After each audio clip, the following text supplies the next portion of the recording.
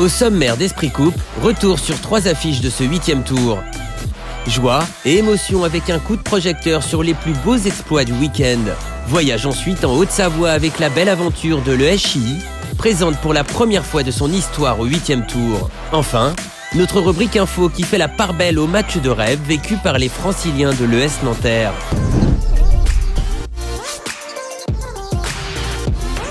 On part dans le Grand Est à la rencontre du Petit Pousset Hombourg-Haut qui rencontre l'AJ Auxerre.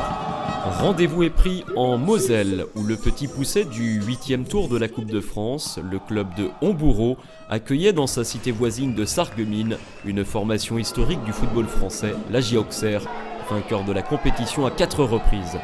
Malgré 6 divisions d'écart, place à un moment d'histoire. Les Hombourgeois, pensionnaires de Régional 3, ne semblent pas souffrir de la comparaison et se mettent les premiers en action. Hassan Mbarki, le buteur maison, ouvre le score d'un enchaînement parfait.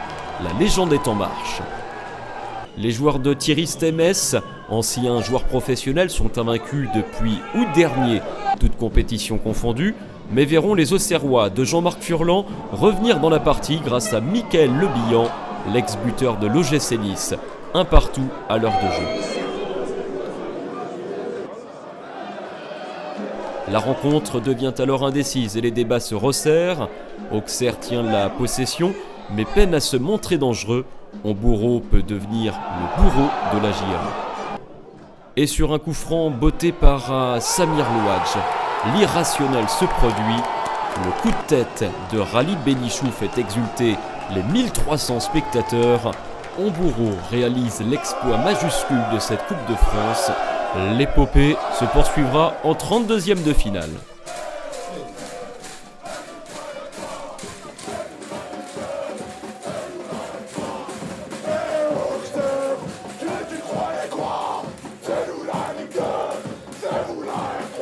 Première réaction qui vient à chaud comme ça, c'est putain, qu'est-ce qu'ils ont mis comme énergie les gars dans un match où on nous voyait tous perdants, perdus d'avance. Et ce qu'ils ont mis comme cœur, comme volonté, comme solidarité, c'est énorme.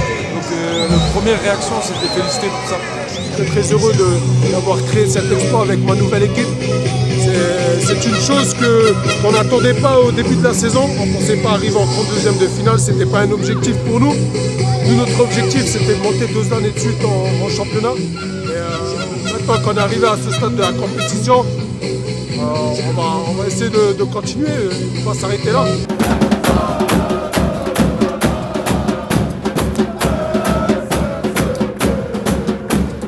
En route vers la Côte d'Azur où le RC Grasse affronte dans son stade l'Atlético Marseille.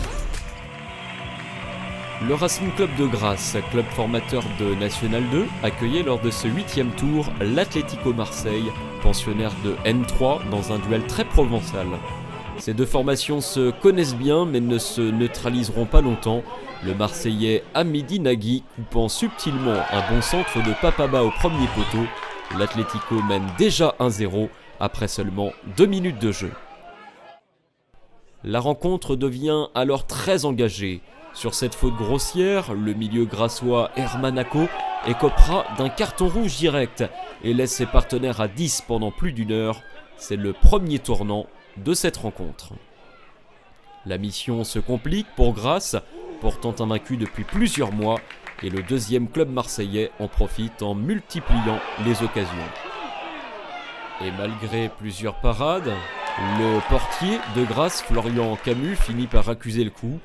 Dans la confusion générale, la reprise de Mohamed Nehari, repoussé par le gardien de Grasse dans un premier temps, a selon les arbitres franchi la ligne de quelques centimètres.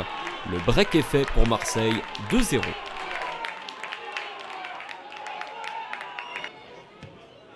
L'Atlético déroule, mais tombe encore sur un grand Florian Camus, auteur d'une remarquable prestation.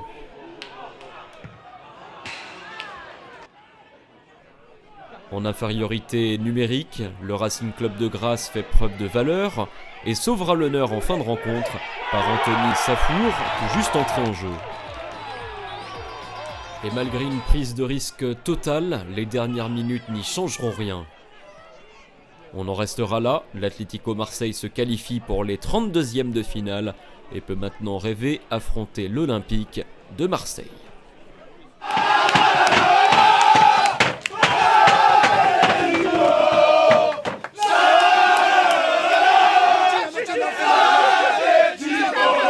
On a fait une très bonne entame de match, on mène 2-0 à la mi-temps. Enfin, on savait que c'était une très belle équipe, avec une série d'invincibilité depuis je ne sais plus combien de matchs, plus d'une quinzaine je crois.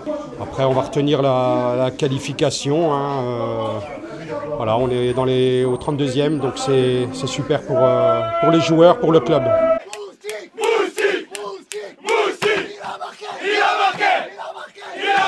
Franchement, on a fait un très très bon match, très bonne prestation. Dans l'engagement, on y était dès le départ. Après, physiquement, on a tenu 95 minutes. On les a pressés haut. Et on a montré que voilà, on avait un effectif taillé pour une N2. Bon, après, avec les problèmes qu'il y a eu dans le club, on s'est retrouvé en N3 malheureusement. Mais voilà, on a envoyé un message un peu à toutes les équipes qu'on aurait pu rencontrer en N2. Direction la Haute-Savoie, où le Football Club d'Annecy va tenter de vaincre le redoutable FC Chambly. Au pied des Alpes, le Football Club d'Annecy recevait sur sa pelouse du Parc des Sports le FC Chambly, restant promu en Ligue 2 et demi-finaliste de la Coupe de France en 2018. Un match de prestige pour les Hauts-Savoyards, pensionnaires de National 2. D'entrée, les locaux, ici en rouge, se procurent la première très grosse occasion. Anthony Le Tallec trouve la barre après seulement 120 secondes de jeu. Le Tallec, un destin incroyable, champion du monde des moins de 17 ans, recruté par Liverpool à 18 ans, vainqueur de la Ligue des Champions à 20 ans. Ses coéquipiers butent une seconde fois sur la barre transversale, suite à une lourde frappe du latéral gauche Nicolas Garbi. Annecy a peut-être laissé passer sa chance. En effet, sur l'une de ses rares opportunités, Chambly se montre froid de réalisme au retour des vestiaires par cette conclusion signée Joachim Eckmayer, 1-0 pour Chambly. Mais ce n'est pas terminé, il reste 30 minutes quand Gonzalez accroche le capitaine Jean-Jacques Rocky dans la surface. Monsieur Rainville accorde le pénalty pour Annecy. Une opportunité d'égaliser pour les locaux. Transformé avec sang-froid par Anthony Le Tallec, un but partout entre les deux équipes. L'espoir renaît au Parc des Sports devant plus de 2000 spectateurs. Mais seulement 3 minutes plus tard, situation analogue dans l'autre surface. Pénalty pour les Bleus de Chambly. Le capitaine Thibaut Jacques se charge de redonner l'avantage à sa formation à 20 minutes du terme. L'équipe de Ligue 2 souffre physiquement, est acculée sur son but, plie mais ne rompt pas. C'est bien Chambly qui accédera au 32e de finale de la Coupe de France pour la 6e fois en 10 ans, aux grandes dames de valeureux Hauts-Savoyards, à l'image de Anthony Le Tallec, auteur de son premier but avec Annecy. Très frustré parce que je pense qu'on méritait la qualification. On s'est créé de nombreuses occasions et on a fait notamment 2 barres. Les gardiens ont fait aussi des arrêts. Mais bon, ils ont été très sérieux, Chambly, et je leur souhaite bon courage pour la suite. On est heureux, surtout qu'on aurait dû y rester. Le foot est cruel. Annecy, pour moi, méritait dans l'ensemble du match de passer. Après, ils ont joué un peu de malchance parfois. Et puis notre gardien a fait les bonnes choses. Et nous, on a su trouver dès lors qu'on avait des occasions. Donc on a été assez réaliste. Mais sur l'ensemble du match, Annecy méritait plus, il faut le reconnaître. Donc voilà, c'est le football. On continue. On leur souhaite bonne chance en championnat. Puis nous, on va essayer de continuer dans cette épreuve.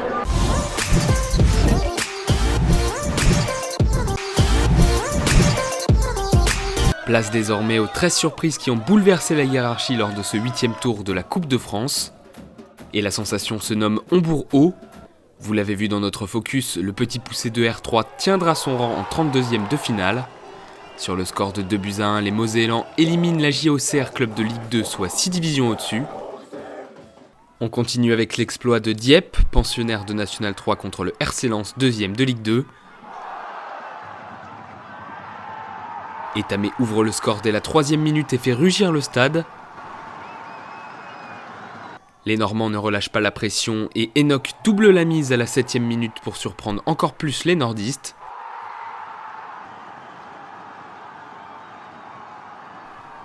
Ces derniers poussent en seconde mi-temps et réduisent l'écart par Benjamin Mukanjo. 2-1 et les harengs de Dieppe tiennent bon pour éliminer Lens malgré 3 divisions d'écart. Les hommes de Guillaume Gonel ont savouré le moment de longues minutes avec leur public et dans les vestiaires. Coup de chapeau également aux joueurs du FC Rouen en 1899. Un pénalty d'Anthony Rogy a permis aux pensionnaires de N2 de se qualifier aux dépens de l'US Orléans Lanterne Rouge de Ligue 2. Ce 8e tour a également souri au club du National 3. Ils sont 8 à s'être distingués face à une formation hiérarchiquement supérieure. Chaland se qualifie au tir au but contre l'US Colomiers, une division au-dessus. Des équipes de N3 particulièrement redoutables face aux pensionnaires du National. En écartant Queville et Rouen Métropole 3-1, samedi après-midi, l'AS Prix-les-Mézières, conduite par Laurent Billard, a montré la voie.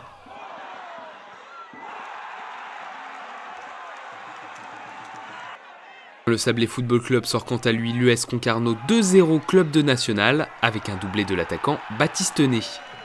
Un exploit qui valait bien une photo souvenir. L'ES Gonfreville et le FC Limonest ont eu aussi un mental à toute épreuve en écartant en prolongation l'US Créteil et le FC Villefranche. Enfin, autre club de N3, l'Atlético de Marseille s'impose 2-1 chez les joueurs de N2 du RC Grasse. Et avant de finir avec l'intégralité des résultats des 13 sensations du 8e tour, mention aux Réunionnais de la JS Saint-Pierroise, l'équipe de R1 élimine l'ES Taon club de N3. Les Réunionnais résistent en prolongation et remportent la séance de tir au but 5-3 avec ce but d'Alexandre Loricourt pour finir. Saint-Pierre sera le seul club ultramarin présent dans des 32e de finale qui s'annoncent passionnants.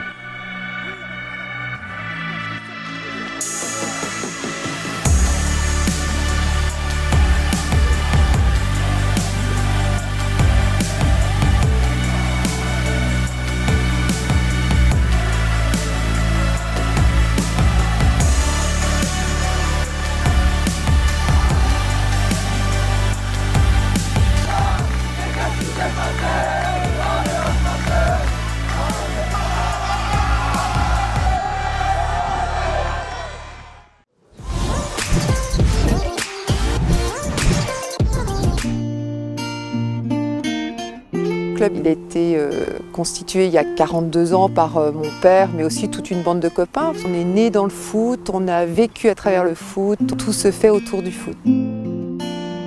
La Coupe de France, c'est magique. C'est vivre des moments extraordinaires. D'être reçu par Chambly, c'est une chance, c'est des moments privilégiés. C'est le grand jour pour le SCI. On a une marche des 32e de finale de la Coupe de France. C'est quelque chose d'inimaginable pour un club comme le nôtre, pour un village comme le nôtre.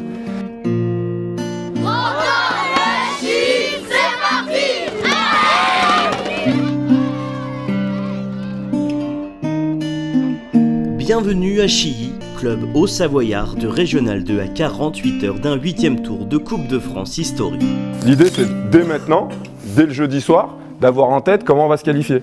Vraiment qu'on ait l'idée en tête, c'est d'aller chercher quelque chose.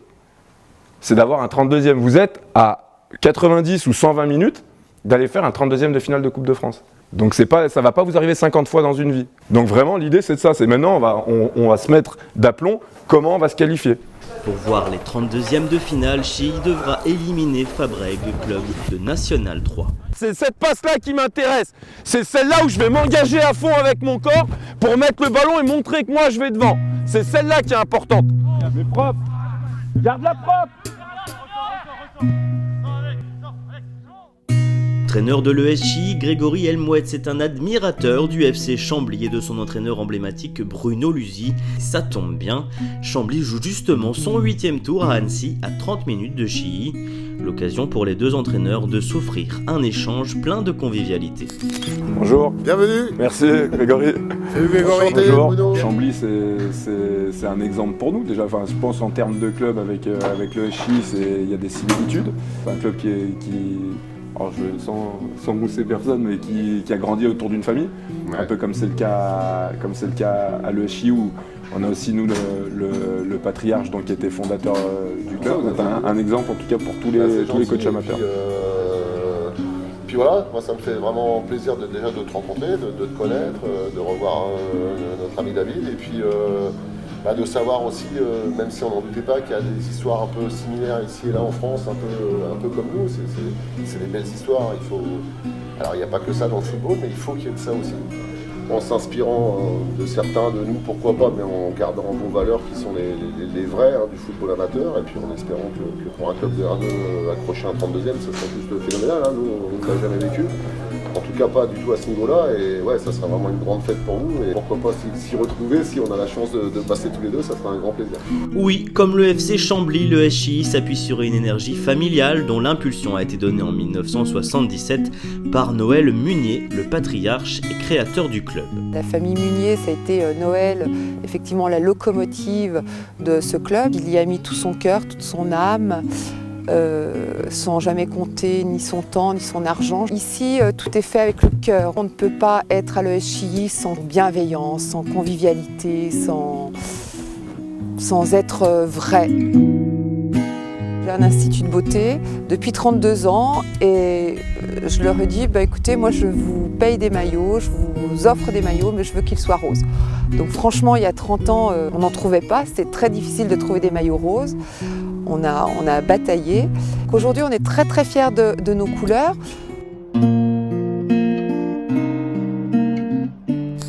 C'est le jour J pour le SCI. À quelques heures d'affronter Fabrègues à Rumilly, les bénévoles s'affairent. Allez-y, accroche pas. Et la nana, je le ferai. Justement, oui, donner un petit coup de main pour préparer la fête d'après-match de ce soir. Chi va gagner, hein. Oh, bien sûr qu'ils vont évidemment qu'ils vont gagner. On en a mangé un, on peut en manger un deuxième. Quoi qu'il en soit, c'est un super parcours et franchement... Ah oui, super parcours. Pour Chi, moi j'ai dit bravo. Pour le groupe, c'est l'heure des derniers moments de convivialité avant le match. La fête commence.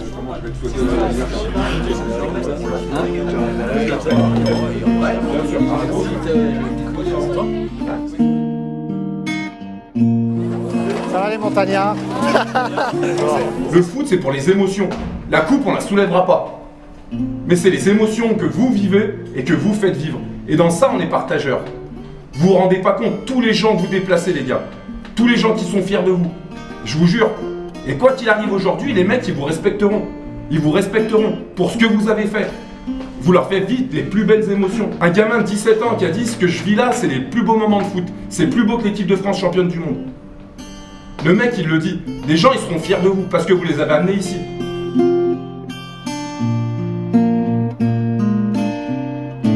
Les pensionnaires de National 3 sont les premiers en action. La tête des Samba Yagousetti offre une première occasion à Jordan Godet de briller et au public de se réchauffer. Celui-ci connaît bientôt une nouvelle frayeur lorsque Mustapha Ouari, laissé seul dans la surface, se retrouve seul face au but. Son enroulé ne trouve pas le cadre. Bien en place, Chilly n'est pas loin d'exploiter une erreur de la défense adverse. Thibaut Bianchi s'écroule sur ce tacle de Yanis Derard. Rien, signale l'arbitre qui renvoie bientôt les 22 acteurs au vestiaire sur ce score de 0-0. Tout reste envisageable dans ce match. Nous on a peur. Mais c'est même pas la peur de perdre que vous avez peur de gagner. On joue, peu importe ce qui se passe, j'en ai rien à foutre, on joue. Juste pour nous, on joue. Allez, on va 5 minutes. Les locaux reviennent galvanisés sur la pelouse et le public croit même au but sur ce rush d'Adrien Berger. Le capitaine pousse hélas trop loin son ballon.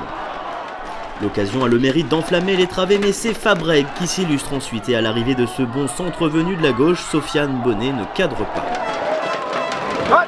On est dedans. Tu fermes. Juste tu fermes. 0-0 après le temps réglementaire, les joueurs de Régional 2 viennent de pousser ceux de National 3 en prolongation. Les visiteurs ne vont alors mettre que 4 minutes à trouver la faille.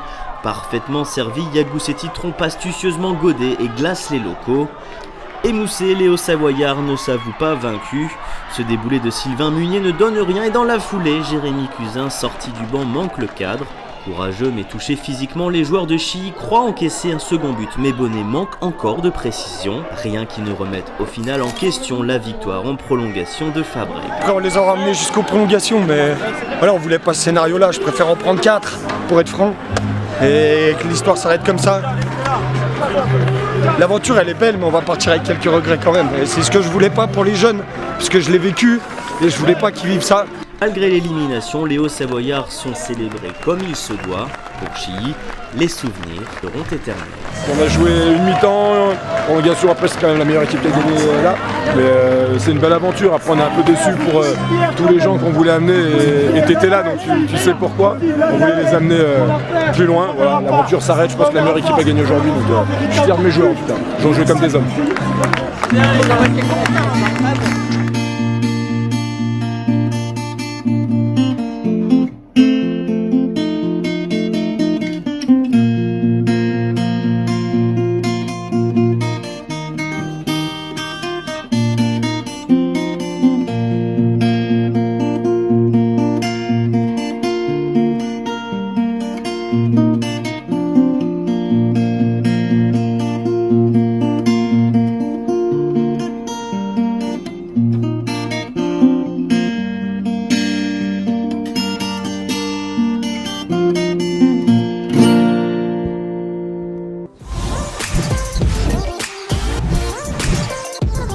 Des larmes, une haie d'honneur et des applaudissements mérités pour les joueurs de l'ES Nanterre. Tombeurs du stade Lavallois au 7e tour, les pensionnaires de Régional 2 n'ont pu cette fois-ci franchir un nouvel obstacle venu du National, le FC Bastia Borgo. La partie a mal débuté pour les Nantériens, cueillis à froid dès la 2e minute par l'ouverture du score du Bastia Cedric Ozumo. Les Corses contrôlent globalement les opérations et enfoncent le clou peu avant l'heure de jeu à la suite d'une erreur de relance du capitaine Ousmane Diaby. Clément Satabin s'interpose par 2 fois devant Wada, mais la 3e tentative est stoppée de la main par le défenseur francilien. Double sanction, carton rouge pour l'entraîneur-joueur de Nanterre et pénalty transformé par Jean-François Grimaldi. Le match est plié, mais les Rouges redonnent espoir à leurs supporters dans le temps additionnel avec la réduction du score signé Amadou Sylla. En vain, score final 2-1 pour Bastia Borgo. La belle aventure s'arrête aux portes des 32e pour l'ES Nanterre. Les souvenirs de ce match historique, eux, resteront pour longtemps. Tirés au sort pour participer à l'opération Match de rêve organisée par la Fédération en partenariat avec Intermarché. Les amateurs des Hauts-de-Seine ont eu la chance de préparer durant 3 jours cette rencontre comme des pros. Épaulé par Jocelyn Gourvenec, vainqueur de la compétition en 2014 avec l'En Avant Guingamp, qui leur a distillé quelques précieux conseils, Karim Diarra et ses partenaires ont eu le bonheur d'effectuer samedi une mise au vert au CNF Clairefontaine. Dans l'entre-des bleus, les Nantériens ont profité des installations du centre yvelinois pour peaufiner les derniers réglages. Au programme moment de détente, dernière séance et surtout une nuit au château dans les chambres habituellement réservées aux champions du monde 2018. Une parenthèse merveilleuse dont vous pourrez découvrir mardi les temps forts dans un film diffusé sur FFF TV.